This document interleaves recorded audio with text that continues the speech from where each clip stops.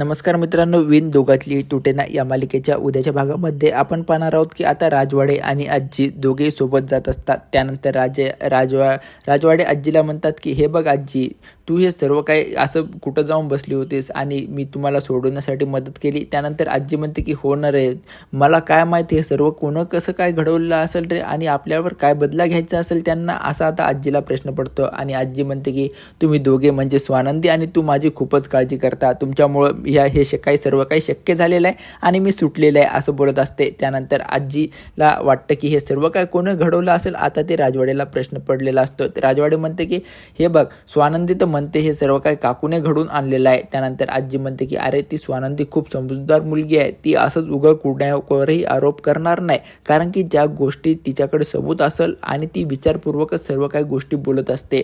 त्यानंतर आता राजवाडे म्हणतात की अरे हो, पण मला असं मी कोणावरही विश्वास डायरेक्ट घरातल्या व्यक्तींवर ठेवू शकत नाही, कारण की मला तर काहीतरी सबूत पाहिजे आणि सबूत भेटल्याशिवाय मी अशा गोष्टी कसं काही लक्षात ठेवणार, असं ते राजवाडे बोलत असतात.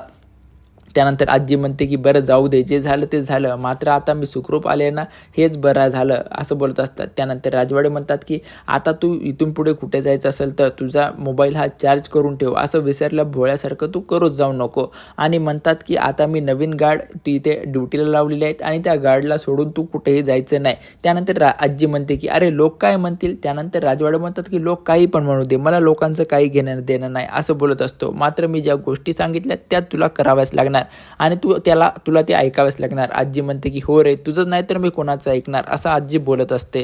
त्यानंतर इकडे आता अनुज आणि अनुजची आई बोलत असते. त्यानंतर अनुज म्हणतो की बरं झालं आज आपण ते वाचलो, कारण की दादाने तुझ्यावर विश्वास ठेवला आहे म्हणून हे सर्व काही आता पॉसिबल झालं आहे, असं अनुज बोलत असतो. त्यानंतर काकू म्हणते की हे बघ अनुज, तुझं जे पण आहे ते वागणं एक दिवस आपल्याला खूप भारी पडणार आहे, कारण की तुझा हा ओव्हर कॉन्फिडन्स हा तुला सोबत घेऊन मला पण मातीत मिसळणार आहे, असं बोलत असते. त्यानंतर अनुज म्हणतो की हिने त्या गुंडांना स्वानंदीने कसं काय शोधलं असेल, असा आता अनुजला प्रश्न पडलेला असतो. त्यानंतर अनुजची आई म्हणते की अरे, ती स्वानंदी आहे, काही पण करू शकते, असं बोलत असते. आणि बरं झालं त्याच्यावर तर दादाने विश्वास ठेवला नाही, जर विश्वास जर ठेवला असता तर आपलं काही नाही, कारण की ती म्हातारडी अगोदरच माझ्या मुळावर बसलेली आहे, असं बोलत असते. आणि म्हणते की बरं झालं त्या म्हातारीने पण त्या स्वानंदीवर विश्वास ठेवलेला नाही. त्यानंतर आता अनुज म्हणतो की या स्वानंदीचा दिवसेंदिवस हा कॉन्फिडन्स वाढतच चाललेला आहे, तो कॉन्फिडन्स आपल्याला तिचा हाणून पाडावा लागेल, काही पण करून कुठल्याही हालतीत. त्यानंतर आता काकू म्हणते की ते तर बरोबर आहे, आपल्याला काही पण करून तिचा बंदोबस्त हा करावाच लागणार आहे, कारण की ती आता जे पण आपले पितळे हे उघड पाडण्याचा प्रयत्न करत आहे. मात्र जाऊ दे, घरातल्या कुठल्याही व्यक्तीने तिच्यावर विश्वास ठेवला नाही, हे पण तेवढंच खरं आहे, असं बोलत असतात. त्यानंतर मात्र दादांचा एखादा अविश्वास जर आपल्यावरून उडाला तर आपलं खूप जगणं हे मुश्किल होऊन जाईल, आता ते दोघंही माय लेकरांना वाटत असतं. त्यानंतर आता काकू म्हणते की मी पण महिली काय, आता तिला दाखवून देते की मी काय करू शकते ते. आता एवढा काकूने आता स्वानंदीवर हे राग वर्तवलेला असतो. आता स्वानंदी काकूचं काय करेल हे आपण पाहणार आहोत. त्यानंतर आता चक्के इकडं परमिलाताईच्या घरी म्हणजे आता विठू माऊलीचा आषाढीची पूजा चालू असते आणि सर्वजण तिथे पूजामध्ये व्यस्त असतात. त्यानंतर विविध प्रकारचे आता हार विठू माऊलीवर चढवलेले असतात. त्यानंतर आता परमिलाताई म्हणजे आता इकडे परमिलाताई स्वानंदीला कॉल करते आणि म्हणते की हे बघ कुठपर्यंत आणि तुम्ही काय करत आहेत राजवाडेबाई, असं कॉलवर बोलत असते. त्यानंतर ती म्हणते की राजवाडेबाई मस्त आनंदित आहेत, असं बोलत असते. त्यानंतर परमिलाताई म्हणते की स्वानंदी, आज तुला यायचं आहे बरं का, कारण की आज आषाढी एकादशी आहे आणि घरामध्ये आम्ही चांगला इथे कार्यक्रम ठेवलेला असतो. स्वानंदी म्हणते की हां, मी तर येणारच आहे, असं बोलत असते. त्यानंतर बोलते की येते वेळेस मी काय घेऊन येऊ. त्यानंतर ते म्हणतात की काही आणू नको, तू ये बस, एवढंच झालं, असं बोलत असतात. आणि म्हणते की येते वेळेस तू समरला पण घेऊन ये, हे सांगतात. त्यानंतर स्वानंदी म्हणते की मी तर तुमचा जो पण आदेश आहे तो समरपर्यंत पोहोचवण्याचे आणि सांगते की तुम्हाला पण यायला सांगितलंय, असं. त्यानंतर आता स्वानंदी म्हणते की मी येते वेळेस फराळाचं आणेलच, असं बोलत असते. आणि त्यानंतर त्या म्हणतात की परमिलाबाई हो तू आण, तुला जे वाटलंस ते हवं असेल तर तू आणून घे, असं बोलत असतात. आणि म्हणते की आता काय पण झालं तर राजवाड्याला पण घेऊन ये आणि इथं आल्यानंतर आपण मस्तपैकी फुगड्या आहे ते खेळू. त्यानंतर आता स्वानंदी म्हणते की नको तुम्हीच खेळा फुगड्या, कारण की मला चक्कर येते, आणि असं बोलत दोघी हसायला लागतात. त्यानंतर म्हणतात की आल्यावर आपण बघू काय करायचं ते, आणि यानंतर ते दोन्हीही पण कॉल ठेवल्या जातात. त्यानंतर इकडे अंशुची आई आणि सुष्मिता एका रूममध्ये बोलत असतात. त्यानंतर अंशुची आई म्हणते की बघ ना अंशुच, ती म्हणजे मला आता स्वानंदीने पुन्हा एकदा तोंडावर पाडलेलं आहे आणि माझा सर्वांसमोर अपमान केलेला आहे, कारण की सर्व गोष्टी ह्या मीच घडवलेल्या आहेत असं आता स्वानंदी म्हणत आहे. आणि स्वानंदीने सर्व काही तिचा खोटा आरोप हा माझ्यावर केलेला असतो असं ते बोलत असते. आणि म्हणते की मला आता स्वानंदीचा खूपच राग आलेला आहे, मात्र मी तिच्यावर रागवणार नाही. त्यानंतर आता तिथं सुष्मिता असते आणि सुष्मिता म्हणते की हो ना, माझी बहीण सातत्यानं तुमच्यावर आरोप करत आहे आणि तुम्हाला जे पण काय बोलत आहे त्याचं मला खूप वाईट वाटत आहे. आणि तिने मला पण माझ्याकडून जे पण घराचे अधिकार होते ते माझ्या हातातून काढून घेतले आहेत असं आता ते बोलत असतात. त्यानंतर आता अंशुज म्हणतो की आता आपण काय करायचं, कारण की स्वानंदी मला पण आता दोषी ठरवत आहे आणि माझ्यावर पण ती कधी विश्वास ठेवत नाही असं बोलत असते. त्यानंतर आता ते दोघेही सुष्मिताला इकडे खूप भडकून देण्याचा प्रयत्न करत असतात. स्वानंदीच्या विरोधात वागण्याचा त्यांचा कट रचलेला असतो. मात्र आता सुष्मिता म्हणते की मी तरी काय करू, माझ्या डोक्यात तर काही आयडिया नाही, मी काय करणार आता स्वानंदी ताईसोबत असं बोलत असते. त्यानंतर ते म्हणतात की तू काहीतरी अशी भन्नाट एक आयडिया सुचव ना आणि ती त्याच्यासोबत घडून आण असं बोलत असतात. त्यानंतर स्वानंदी म्हणते की स्वानंदीसोबत काय करायचं असं सुष्मिताला प्रश्न पडतो आणि ती विचार करून सांगते की आता मी तिला फुगड्या तिच्यासोबत खेळेल. आणि फुगडी खेळता खेळता तिला खूप ती घाबरलेली असते, कारण की तिला जमत नाही आणि चक्कर येते आणि त्या बाबतीत मी तिला तसा त्रास देऊ शकते असं सुष्मिताने ठरवलेलं असतं. मात्र ही तिची जी पण आयडिया आहे त्या दोघांना बी काही आवडलेली नसते आणि ते जवळ येऊन काकू तिला म्हणतात की ही आयडिया तुझी खूपच भारी आहे, मात्र एखाद्या शाळेतल्या लहान लेकरासारखी ती आयडिया वाटत आहे. तू आणखीन दुसरं काही सुचव ना स्वानंदीला त्रास देण्यासाठी, कारण की तिला त्रास दिला तरच चांगली अद्दल घडल असं आता काकूंचं मत असतं. मात्र सुष्मिताला वाटतं की काकू जे बोलत आहेत ते खरंच बोलत आहेत, कारण की आपण आपल्या बहिणीला कुठल्याही पद्धतीचा त्रास हा दिलाच पाहिजे, तेव्हा तिची अक्कली ठिकाणावर आहे असंच आता सुष्मिताला वाटायला लागतं. त्यानंतर आता इकडे स्वानंदी आणि राजवाडे एकमेकांशी बोलत असतात. मात्र ते दोघे एकमेकांपासून रुसलेले असतात आणि ते आता राजवाडे तिथून बाहेर जाण्याचा प्रयत्न करत असतो. त्यानंतर आता तिकडे आल्यानंतर स्वानंदी बोलते की राजवाडेला, हे तुम्ही काय करत आहेत. राजवाडे स्वानंदीला विचारतात की तुम्हाला झोप लागली आहे का. त्यानंतर स्वानंदी म्हणते की काम मला झोप लागणार नाही, माझी तर झोप फर्स्ट क्लास झालेली आहे असं ते बोलत असते.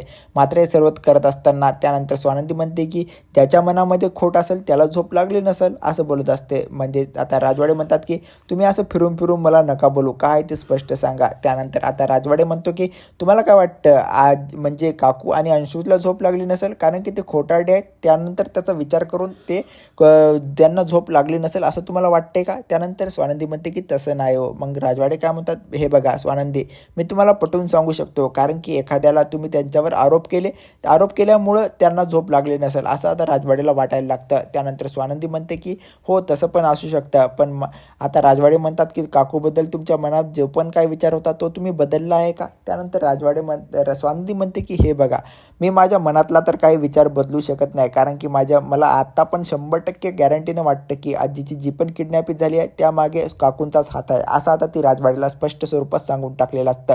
मात्र राजवाडे म्हणतात की हे बघा, तुम्ही असा काही कुणावर आरोप लावू शकत नाही, तुमचा जो काही पुरावा असेल तर तुम्हाला पुरावा द्या, पुरावा दिल्यानंतर मी ते सर्व काही पाहून घेईल असं राजवाडेंनी आता बोललेलं असतं.